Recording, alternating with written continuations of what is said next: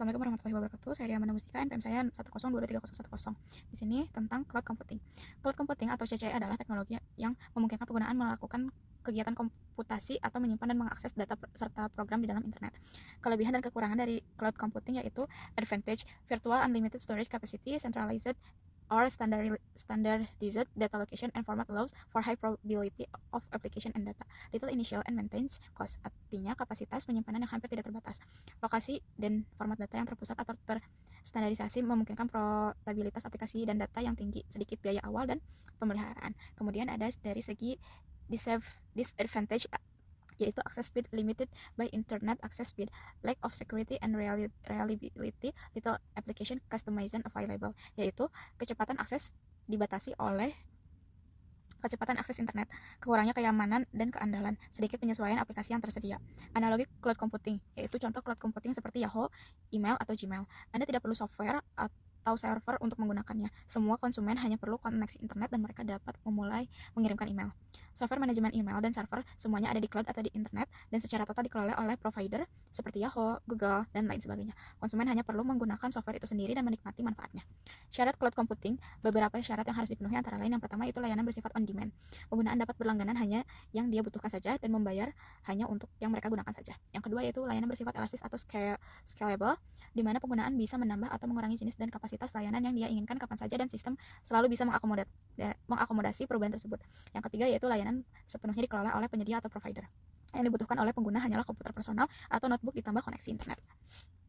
Kemudian ada aplikasi cloud computing. Yang pertama yaitu ada public cloud, layanan cloud computing yang disediakan untuk masyarakat umum. Pengguna langsung mendaftar atau membayar dan menikmati layanan yang ada.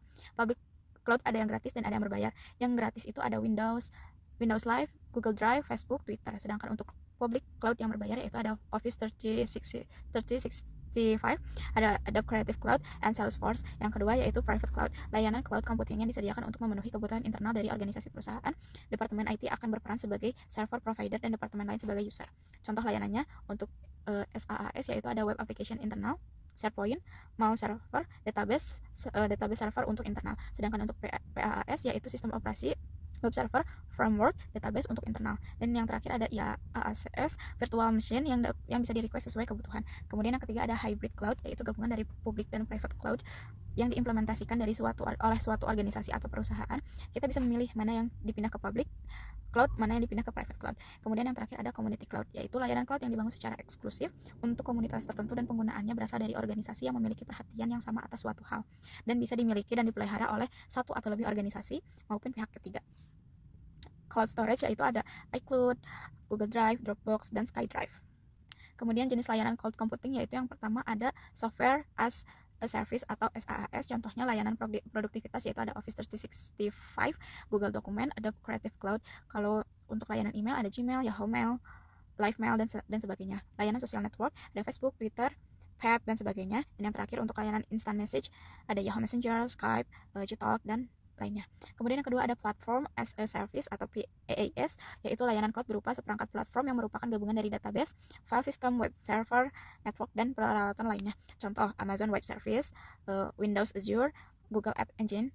Yang ketiga yaitu infrastructure as a service atau IaaS, yaitu layanan cloud berupa seperangkat infrastruktur TI yang berupa unit komputasi, storage, memory, network, dan lain sebagainya.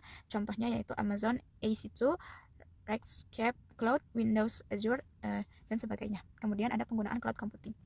Yang pertama yaitu ada Vblock, infrastruktur package, paket infrastruktur yang menggabungkan teknologi virtualisasi, jaringan komputasi, storage, keamanan, dan pengelolaan terbaik. Seluruh teknologi terintegrasi, teruji, dan tervalidasi serta siap diimplementasikan. Tersedia dalam 3 pilihan konfigurasi yang mendukung 300-6.000 mesin virtual untuk beragam skenario. Kebutuhan saat ini telah disediakan oleh Cisco, EMC, dan VMware.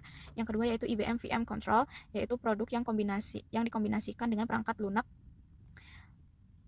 IBM Tivoli. Respon yang lebih cepat terhadap kebutuhan bisnis, penggunaan sumber daya secara lebih efisien, perusahaan dapat memonitor, mempertahankan, dan menyesuaikan tingkat layanan menurut beban kerja komputasi yang ditangani oleh himpunan sumber daya teknologi informasi, memungkinkan sistem yang lebih pintar, punya kemampuan memindahkan beban kerja dan melakukan penyesuaian.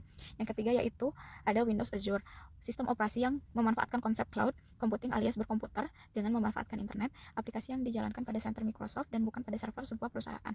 Penggunaan bisa memanfaatkan aplikasi itu asalkan terhubung ke internet. Dan yang terakhir yaitu Azure Azure dapat menempatkan Microsoft bersaing secara langsung dengan penyedia jasa serupa seperti Amazon, Salesforce.com, dan Rackspace. Terima kasih, sekian.